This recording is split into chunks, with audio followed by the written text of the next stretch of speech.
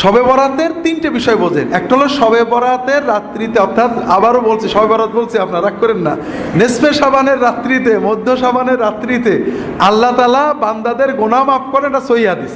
ইন্নাল্লাহা লা ইয়াত্তালিউ ফি লাইলাতিন নিসফি মিন শাবান ইলা ইবাদিহি ফায়াগফিরু লিজামিই খালকিহি ইল্লা লিমুশরিকিন আও মুশাহিন।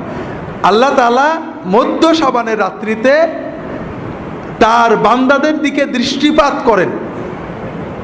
আল্লাহ মধ্য শাবানের রাত্রিতে তার বান্দাদের দিকে দৃষ্টিপাত করেন, তখন তিনি দুই শ্রেণীর মানুষ ছাড়া সকল শ্রেণীর সৃষ্টিকে মাফ করে দেন।